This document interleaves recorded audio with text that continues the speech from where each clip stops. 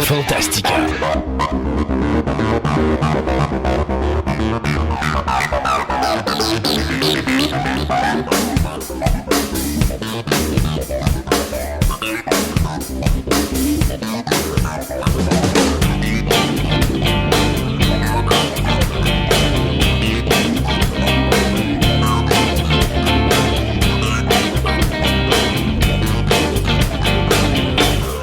Bienvenue à vous tous à cette version abrégée de l'émission intitulée Fantastica. Mon nom est Christophe Lassens et il me fait grand plaisir de vous accueillir aujourd'hui pour vous présenter une des multiples chroniques réalisées dans le cadre de notre émission radio qui existe depuis 2003. Fantastica est une émission radio diffusée sur le web dans laquelle je m'entretiens pendant plus de 3 heures avec de nombreuses personnes qui nous parlent de diverses passions qui occupent notre quotidien de tous les jours.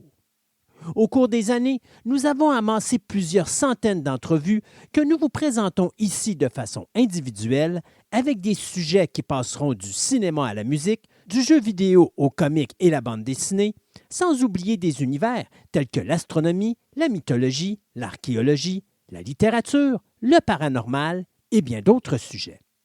De plus, je vous présenterai également de multiples entrevues que j'ai réalisées avec diverses célébrités de différents milieux. Aujourd'hui à l'émission, j'accueille Martin Hébert, un professeur à l'Université Laval de Québec en anthropologie, qui va nous parler bien sûr du métier d'anthropologue, mais qui va également nous parler de l'anthropologie en se servant de films ou d'œuvres de science-fiction et d'horreur, et qui sait, peut-être d'autres milieux. Donc, voici une de nos premières entrevues que nous avions réalisées ensemble en 2017, une belle introduction sur le monde de l'anthropologie.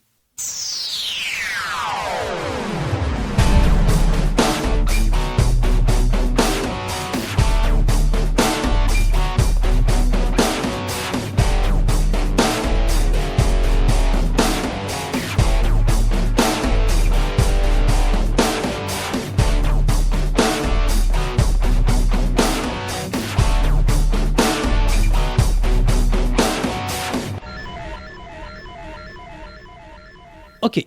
Là, vous allez nous suivre parce qu'on essaie quelque chose de spécial. J'ai avec moi M. Martin Hébert. Bonjour, M. Hébert. Bonjour, Christophe. Alors, M. Hébert est anthropologue. M. Hébert, c'est sa première passion, l'anthropologie, mais on ne touchera pas à la deuxième qui va nous intéresser à long terme. On va y aller tout de suite avec la première qui est, on va expliquer un petit peu qu'est-ce que c'est que l'anthropologie et tout ça. Puis, au cours de cette chronique-là, on va vous amener tranquillement vers où on s'en va avec ça, parce qu'on va mixer par la suite cette deuxième passion qu'a M. Hébert, mais qu'on garde secret pour le moment, juste pour qu'on vous laisse quelque chose là, à découvrir.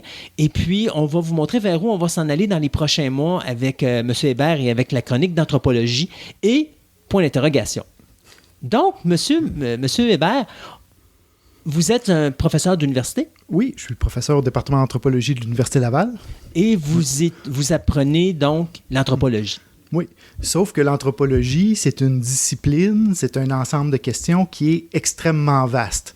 Donc, on parlait de deuxième passion. Ben, en fait, c'est presque nécessaire d'aller dans du plus pointu à un moment donné parce que, comme on va voir, l'anthropologie peut potentiellement toucher à tout, à toutes les époques et dans une grande variété de dimensions et de formes. Bien, c'est pour ça que la première chronique, je voulais qu'on regarde c'est quoi de l'anthropologie pour que les gens puissent facilement, ceux qui ne sont pas habitués au mot ou au domaine, puissent facilement comprendre, la base, pour que quand on va leur dire vers où on s'en va avec ça, que ça soit facile pour eux après ça de comprendre la façon qu'on va l'apporter. Oui. Donc, qu'est-ce que l'anthropologie? Bon, premièrement, l'anthropologie peut être comprise comme, très simplement, comme étant la réflexion sur l'être humain. OK. Point. On peut voir là-dedans qu'il y a 2 sens possibles. C'est-à-dire que si je parle de la réflexion sur l'être humain, qu'est-ce que l'être humain, comment il se démarque ou il se rapproche d'autres types d'êtres vivants ou d'autres expériences, vous pouvez me dire, tout le monde fait ça. Tout le monde, à un moment donné dans sa vie, réfléchit sur qui suis-je? Qu'est-ce que je fais dans le monde? Où est-ce que je m'en vais? Où est-ce que je m'en vais? Pourquoi ma société est organisée de telle façon? Donc, au sens large, l'anthropologie, c'est quelque chose de très élémentaire que chaque être humain sur la planète fait par soi-même. C'est un questionnement existentiel. Oui, existentiel. Et un questionnement sur la société aussi, sur vraiment ce qui nous entoure. Donc, j'insiste sur ce sens large-là, parce que, évidemment, quand on parle de l'anthropologie comme une discipline des sciences sociales, comme elle peut être enseignée à l'université, par exemple, l'anthropologie a un sens plus étroit dans cette deuxième notion-là, sauf que il faut comprendre à la base que c'est quelque chose qu'on fait quotidiennement, tout le monde. Donc, c'est vraiment une manière de penser de l'être humain. Sauf qu'évidemment, il y a un sens plus restreint, et ça, c'est le sens de l'anthropologie qui s'enseigne, dans laquelle on peut avoir un diplôme, etc. Et cette anthropologie-là, ce qu'il faut comprendre, c'est qu'elle est relativement récente. C'est quelque chose qui a émergé, on pourrait dire, c'est une discipline qui a émergé au milieu du 19e siècle, où on s'est mis à tenter de réfléchir systématiquement et surtout à partir de données concrètes sur la diversité humaine et l'expérience humaine. Donc, l'évolution de la race, vers où elle s'en va, puis pourquoi elle s'en va vers là, d'où elle vient, et ainsi de suite. Exactement. Donc, une des premières portes d'entrée, effectivement, dans l'étude systématique, on pourrait dire, de l'anthropologie au sens de la discipline, c'est l'étude de l'évolution humaine. Donc, c'est pas pour rien que je parle du milieu du 19e siècle.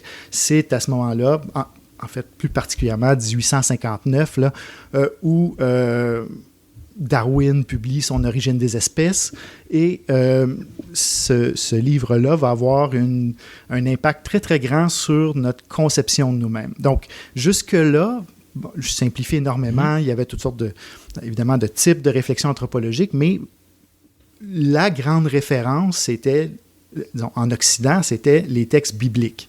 Donc, il y avait cette idée-là de l'humain comme étant créé, comme étant une créature spéciale, on pourrait dire, dans la nature, etc.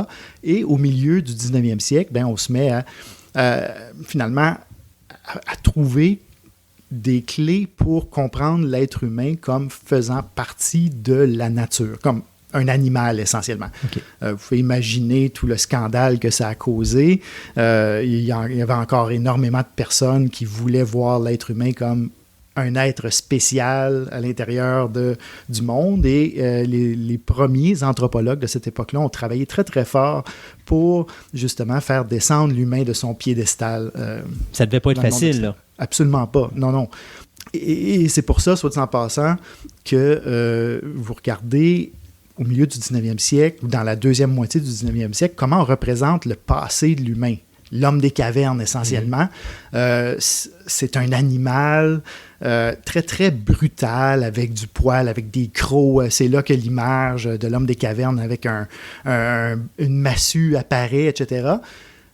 Aujourd'hui, les gens vont regarder ça et vont dire « Ouais, mais c'est comme pas mal du racisme envers nos ancêtres pré-humains, ou en tout cas des proto-humains », mais à l'époque, c'était très important de montrer l'humain primitif comme essentiellement, d'une manière que nous, on considérait comme négative, brutale, etc., parce que ce qu'on essayait de faire, c'était vraiment de briser le mythe du Jardin d'Éden et de la création biblique, on pourrait dire. Donc, les anthropologues, il y a eu la guerre du 19e siècle a tourné beaucoup autour de ça. C'est-à-dire qu'à ce moment-là, ils se servaient de l'image de l'homme de Cro-Magnon pour comme redescendre, c'est-à-dire l'être humain qui pensait lui être comme le seul être dans le jardin d'Adam, justement, Adam et Ève, là. Donc dans le jardin de Dieu. En réalité, c'était la façon de les ramener sur Terre puis de leur dire non, désolé, on n'était pas si beau que ça à l'origine, puis c'était un petit peu plus...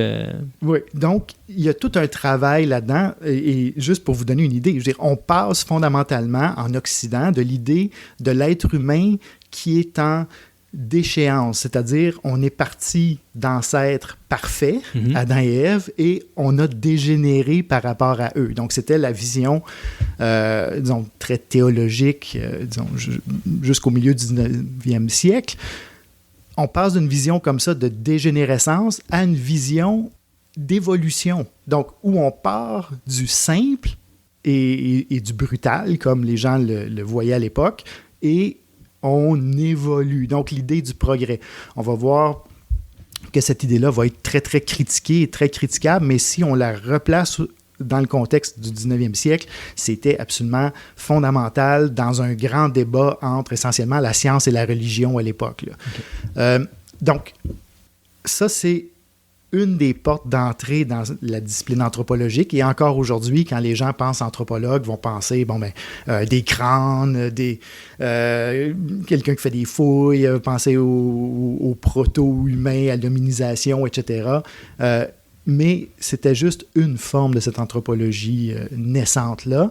Il y a eu, parallèlement à ça, des réflexions sur la langue, l'évolution des langues humaines. Donc, encore là, il y aurait toute une histoire à faire. Une réflexion sur notre passé, qui a donné naissance à d'où on vient, mais concrètement, là, c'est-à-dire d'où on vient en tant que société, où est apparu le premier État, comment est née l'agriculture, comment s'est formée la première société. Exactement. Donc, ça, aujourd'hui, c'est connu comme étant le champ de l'archéologie. Et il y a une autre branche, on pourrait dire, à cette réflexion-là, qui est la réflexion sur la diversité humaine aujourd'hui. Donc, les gens, les premiers anthropologues, disons, occidentaux, dans la discipline anthropologique, regardaient leur société et regardaient plein d'autres sociétés du monde et disaient, les humains sont différents. Pourquoi est-ce qu'ils sont différents? Pourquoi est-ce qu'on est rendu là? Donc, juste pour ramasser tout ça, vous voyez qu'il y a ces 4 influences-là qui ont convergé dans une seule méga discipline, on pourrait dire, méga champ de réflexion qui va s'intéresser à l'humain tant en tant qu'être biologique. Aujourd'hui, par exemple, il y a des anthropologues qui travaillent sur la génétique, qui travaillent sur les éléments hérités, on pourrait dire, de notre biologie, de nos comportements, etc. Donc, on s'intéresse tant à la machine, on pourrait dire, biologique humaine, qu'à la langue, qu'à la culture. On s'intéresse au passé profond avec l'archéologie. On s'intéresse au présent actuel avec donc ça, c'est les différents types d'anthropologie qui existent. Exactement. Et l'idée au cœur de l'anthropologie est de garder un dialogue entre tout ça. Donc, essentiellement, prenez n'importe quel 2 aspects de votre vie, de votre société, de vous-même auxquels vous pouvez penser et croisez-les ensemble. Religion et genre. Vous croisez les deux, vous avez un questionnement anthropologique. Les différences de rôle de genre telles qu'on les retrouve dans différentes religions. Croiser économie et politique, croiser religion et politique, etc. Donc, l'anthropologie, c'est vraiment une discipline qui fait des liens, qui compare constamment et qui tente de vraiment dresser un portrait global de l'être humain. Donc, vous voyez que même si, évidemment, il y a des méthodes très sophistiquées qui ont émergé de ça, pour mener cette réflexion-là, on reste fondamentalement dans des questions que monsieur et madame tout le monde se posent régulièrement, constamment. Je fais une petite question comme ça. À Québec, on a quelque chose de très populaire qui est le talk radio. C'est une forme, je dirais, amateur d'anthropologie d'une certaine façon lorsqu'on discute et qu'on décortique la politique municipale ou la politique gouvernementale ou l'économie ou ci ou ça. Est-ce que c'est un peu ce genre de travail-là qu'ils font, mais c'est pas nécessairement des professionnels de l'anthropologie, mais je veux dire, tantôt on disait monsieur et madame tout le monde se pose du questionnement, mais d'un côté, c'est un petit peu ça qu'ils font eux autres aussi. Absolument. En fait, oui, dans le sens où chaque fois que vous entendez quelqu'un vous dire « les êtres humains sont comme ça, les humains sont de telle façon, vous ne pouvez pas changer le monde, etc. » Vous avez devant vous une affirmation sur l'être humain, sur ce qu'est l'être humain. Évidemment, la différence entre ces radios d'opinion, on pourrait dire, et la discipline anthropologique, c'est que les radios d'opinion n'iront pas questionner ces affirmations-là. On accepte que l'être humain comme ça. Et comme ça. Puis c'est pour ça que je disais que c'est comme de l'amateur. Oui, mais c'est une anthropologie. Ouais. C'est une anthropologie, certains vont dire une anthropologie naïve, mais c'est une anthropologie, en fait, qui ne questionne pas comment elle produit son propre savoir. Mais effectivement, et on ne peut pas fonctionner en société sans, justement, ces postulats anthropologiques-là, peu importe ce qu'ils sont. Hein. Vous vous promenez à travers le monde, vous allez voir que ces données de base-là, ce que les gens disent sur l'être humain peut varier énormément, mais pour fonctionner, on a besoin de dire, il y a des choses universelles à l'être humain. C'est-à-dire que chaque société fait des affirmations sur ce qu'est un être humain, comment un être humain devrait se comporter, quels sont les goûts, les besoins. Par exemple, on a un système économique qui est basé sur l'idée que chacun va travailler pour son intérêt personnel propre. Il y a une anthropologie fondamentale là-dedans, d'égoïsme, etc. Évidemment, on peut la questionner, on peut décortiquer comment elle est émergée. Ouais. Mais essentiellement, l'anthropologie est un récit sur l'humain, constamment. Et on a des récits populaires, on a des récits, justement, comme on voit dans les radios d'opinion, et il y a des récits qui tentent de se constituer à partir de recherches, à partir de données. Bon, on dit que l'être humain est fondamentalement égoïste, on va tenter de trouver... Le pourquoi. Le pourquoi, ou trouver si c'est vraiment le cas, en examinant différents contextes. Donc, avant de trouver le pourquoi, on va voir si c'est vrai. Oui, et ça, je vous dirais, c'est le pain et le beurre des anthropologues professionnels aujourd'hui, c'est-à-dire chaque fois que quelqu'un arrive avec une affirmation générale sur l'humain, c'est de lever la main et de dire, voici, j'ai 8 exceptions à ce que vous venez de me dire. Là. OK. Et ça, il y a eu effectivement toute une tendance ou une tentative de trouver ce qu'on appelait des universaux à un moment donné dans les cultures humaines et dans les sociétés humaines. Est-ce qu'il y a des choses qu'on retrouve absolument dans toutes les sociétés, à toutes les époques? Et je vous dirais que c'est extrêmement difficile de trouver ces constantes-là. Ça vient de où, ça, cette passion pour l'anthropologie, M. Hébert? Écoutez, au départ... Est-ce qu'on a commencé très petit à questionner ses parents et à se demander pourquoi ils font ces choses? Je dirais relativement tardivement, mais j'ai un de mes professeurs, que j'ai eu au bac, qui disait, l'anthropologie émerge d'une crise. Les gens qui vont en anthropologie, en général, ils vont, après justement avoir eu une crise de questionnement sur, non seulement sur leur identité, tout le monde a cette... on passe réflexion-là, mais une crise plutôt du genre, pourquoi c'est comme ça? Pourquoi est-ce que il y a certaines normes à respecter, d'où ça vient, comment ça s'est créé, etc. Et là, quand on commence à décortiquer un peu tout ce qu'on prend pour être naturel autour de nous, là, c'est vraiment le terrier du lapin, là, où on tombe, mais il y a un questionnement mène toujours à l'autre. Donc, au départ, ça m'a mené vers la philosophie. Donc, ma première année à l'université a été faite en philosophie, mais à un moment donné, je voulais quelque chose d'un peu plus concret, en disant, OK, est-ce qu'on peut faire de la philosophie, mais avec des faits un peu plus solides, peut-être, ou en tout cas en cherchant des données, et l'anthropologie a été un bon véhicule pour ça. Donc, c'est quelque chose qui s'est développé, c'est pas quelque chose que vous avez dit, OK, c'est ça que je veux faire. Non, parce que, honnêtement, qui entend parler de l'anthropologie? Pas beaucoup de monde, parce qu'honnêtement, avant qu'on se parle ensemble, moi, je connaissais pas ça. Je vais être bien honnête avec vous, je connaissais pas ça du tout. Absolument. Dans le parcours scolaire, peut-être que les gens commencent à en entendre parler au cégep.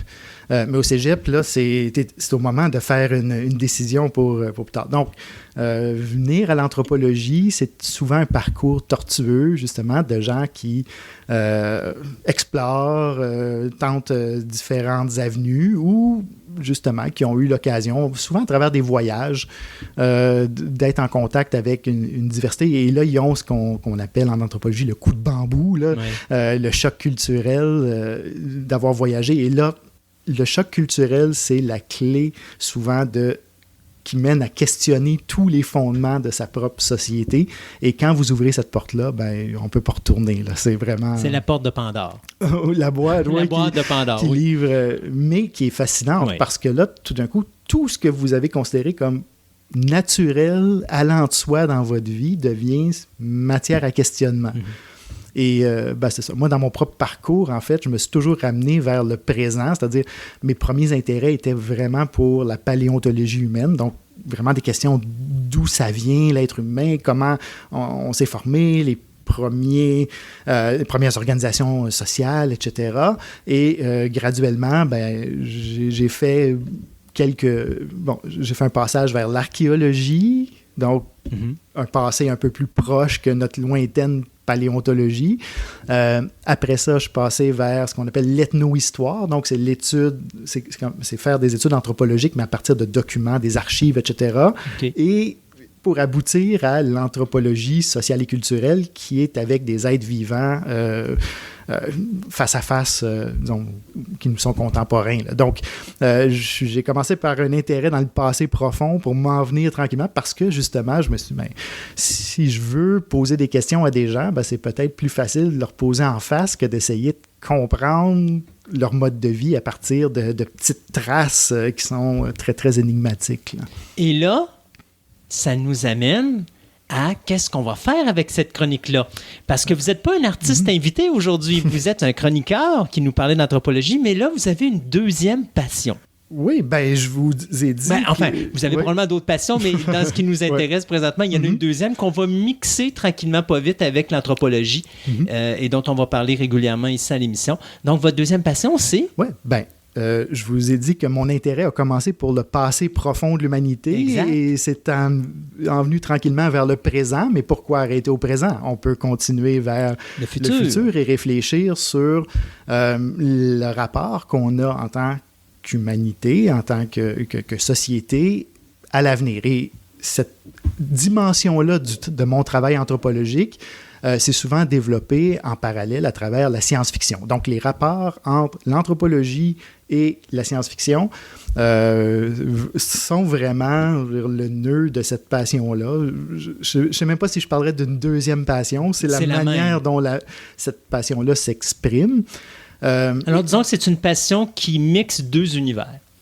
Oui. Et je disais au début qu'il y a de l'anthropologie que monsieur et madame tout le monde fait, et il y a de l'anthropologie que certains vont dire, savante ou disciplinaire, mais en fait, quand on parle de l'intersection entre l'anthropologie et la science-fiction, on est pile sur la clôture entre les deux. Et on voit que cette clôture-là, elle est loin d'être hermétique et qu'il y a de l'influence de part et d'autre. Et c'est vraiment cette influence-là qui va être intéressante à suivre à travers un certain nombre de chroniques. Là. Parce que c'est ça qu'on s'était dit. Quand vous m'avez parlé de ça au début, on avait commencé à faire une chronique. Puis il faut que les gens comprennent puis se remettent dans le bain. C'est que vous puis moi, on a déjà fait des entrevues ensemble. Puis finalement, on en a fait une deuxième. Puis on s'est rendu compte qu'il y avait tellement de points à toucher qu'on s'est dit, OK, on recommence à zéro.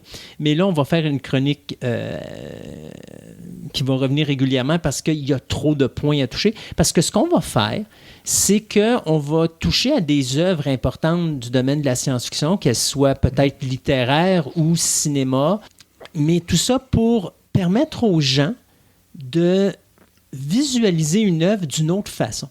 C'est-à-dire pas juste comme un spectateur qui va voir un film commercial avec son popcorn puis sa liqueur, puis il s'assoit là, puis il met son cerveau à off, puis c'est fini. Nous, on va le réveiller, le cerveau, parce que l'idée, c'est de vous faire voir quelque chose que vous n'avez peut-être pas vu.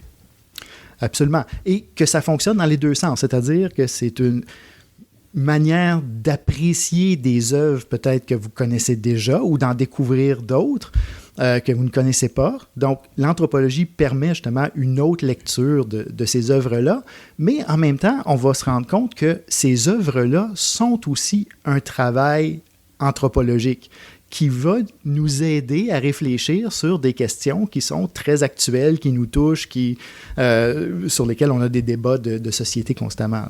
Mais d'ailleurs, probablement que les grandes œuvres qu'on a eues, que ce soit cinéma, télévision, littéraire ou autre, à l'origine, la recherche qu'ils ont dû faire pour se rendre là, que ce soit pour nous montrer une société future ou nous montrer une société passée ou choses comme ça, à l'origine, ils doivent avoir travaillé avec des anthropologues ou du moins s'être arrêté 2 secondes puis avoir fait un travail d'anthropologue pour justement se dire est-ce que ça a un sens vers où on s'en va avec notre univers ou l'univers qu'on présente, est-ce qu'il a une logistique qui est réaliste ou pas du tout? Absolument. En fait, le travail d'auteur et de créateur de mondes imaginaires, bon, ça peut être la science-fiction, certains genres de fantastique, etc. Ce sont des anthropologues à leur manière. C'est-à-dire que si vous créez un monde imaginaire, votre monde doit quand même avoir une logique. Il ne peut pas arriver n'importe quoi dans votre monde. Il doit avoir des règles, il doit avoir des constantes, et c'est justement dans la manière dont les gens définissent ces constantes-là qu'ils deviennent eux-mêmes un peu anthropologues de leur propre monde. Mais en même temps, c'est jamais complètement arbitraire, c'est-à-dire qu'il y a toujours un reflet de notre propre société. Et ça va être aussi un élément intéressant à poursuivre, c'est-à-dire comment ces œuvres-là nous aident à approfondir notre réflexion sur notre propre société. C'est pas juste du divertissement. Je veux dire, vous ne pouvez pas regarder 1984 et vous dire, ben, finalement, c'était juste une fantaisie de l'auteur qui voulait Il y a quelque chose de profond qui est en arrière. Maintenant, on va en parler, puis on va vous la présenter. Puis même là, ça ne veut pas dire nécessairement qu'on va... Ce qu'on dit va nécessairement être ça, mais ça va apporter peut-être l'idée à une personne d'avoir sa propre réflexion, puis de se dire... OK, le concept de base qu'ils ont donné, je le prends maintenant. Cette personne-là va peut-être faire son propre travail d'anthropologue parce que c'est justement c'est un anthropologue, si j'ai bien compris, c'est pas juste quelqu'un qui accepte des faits, c'est quelqu'un qui va contester les faits pour justement faire avancer, lui-même apprendre ce qu'il voit, puis en même temps peut-être apporter sa propre thèse aussi, puis sa propre version là, qui peut compléter ou approfondir ou même corriger quelque chose qui a été présenté ou qui a été dit. Là. Oui, absolument. Ben, ça nous ramène à l'origine de l'anthropologie. C'est pour ça que la discipline elle-même, elle est née, c'est-à-dire pour contrer des visions dogmatiques de ce qu'est l'être humain et qui présentent des certitudes. L'anthropologie va toujours apporter des questionnements, un raisonnement critique, et la science-fiction, surtout la contemporaine, fait exactement le même travail de questionner nos présupposés, de questionner ce qu'on croit être la réalité constamment. Savez-vous qu'il y a quelque chose de traître avec moi? C'est que je suis hyper détestable. Puis là, je viens probablement mettre un hameçon, puis là, les gens sont tous là, OK, mais là, on aimerait ça écouter la prochaine, on veut savoir... Ça va venir sur la prochaine chronique dans quelques mois. Ça, je suis pas maître du temps, moi. C'est ça. Mais non, mais ça va être super intéressant. De toute façon, je pense que sur le coup comme ça paraît drôle, mais je pense que quand les gens vont commencer à voir les sujets qu'on va apporter, ils vont comprendre pourquoi je tenais vraiment à ce qu'on fasse quelque chose avec ça, parce qu'il y a quelque chose de vraiment plaisant puis de passionnant à faire avec cette chronique-là.